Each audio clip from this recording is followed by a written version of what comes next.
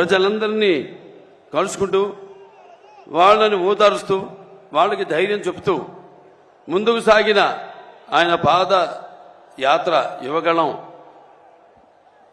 ఎంతో విజయవంతంగా ముగిసినందుకు ముగియడం కాదు ఇది అంతం కాదు,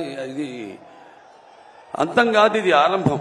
ఇక్కడి నుంచి దగ్గరలో ఉంది మనకు ఎన్నికల సమరం.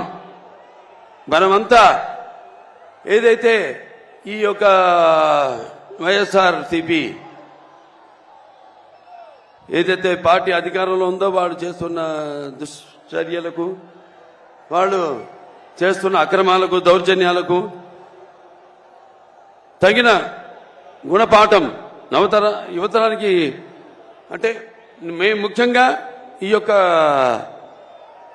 యువ గళమన్నది, ఈ పాదయాత్ర అనేది యువతరానికి ప్రతినిధులు, నవతరానికి నాయకులు, భారతదేశపు మహాశక్తి అయిన యువతను ఉద్దేశించి ముఖ్యంగా చరిత్ర తెలుసుకోవాలి.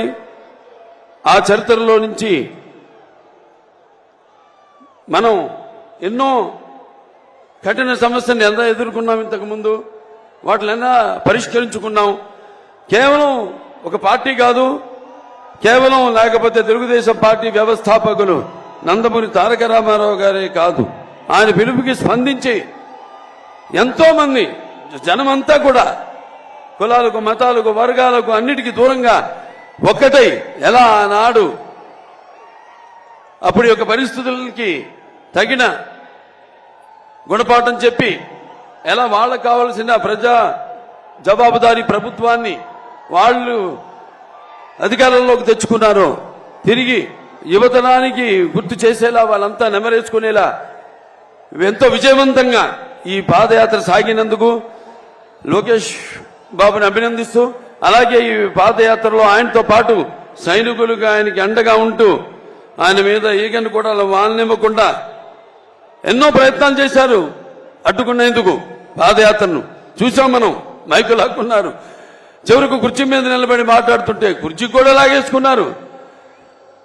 అటువంటి దుశ్చర్యలకు పాల్పడితే వాళ్ళంతా కూడా మరి ఆయనకి సైనికుల్లాగా ఉండి ఈ 26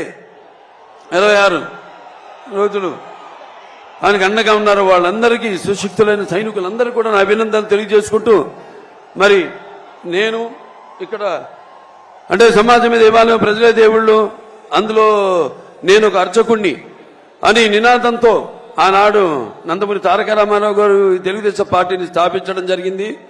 అంటే నటులు కేవలం సినిమాలకి పరిమితం కాదు, నటులు కేవలం రంగు వేసుకుని ప్రజలకి దూరంగా ఎక్కడో షూటింగ్లు చేసుకుంటూ కాదు. నేను వాళ్ళ సోదరుడు పవన్ కళ్యాణ్ని సినిమాల కంటే ఎక్కువ ఈ రోడ్ల మీద చూస్తున్నాను, సభల్లో చూస్తున్నాను. అంటే నేను చెప్పొచ్చేది ఏంటంటే సినిమాలే కాదు, మన ప్రతి ఆ సినిమాల ఫలితంగా మనకు వచ్చే ఆదరణ, అభిమానాన్ని నాన్నగారు ఎప్పుడు అంటుండేవారు, ఏ రుణం మనం పెట్టుకోకూడదని. అది రుణశేషం కావచ్చు, అగ్నిశేషం కావచ్చు, శత్రుశేషం కావచ్చు. అలాగే నీళ్ల శేషం కూడా ఆయన ఉంచుకోలేదు. చివరికి ఏ మద్రాసు నుంచి అయితే ఆయన వచ్చారో తిరిగి ఆ మద్రాసుకు తాగునీటిని కూడా తిరిగి ఇచ్చారు ఆయన. అటువంటి మరి ఈనాడు మీ రుణం తీర్చుకోవాల్సిన బాధ్యత కేవలం నటులుగానే కాదు, మేము ఇద్దరం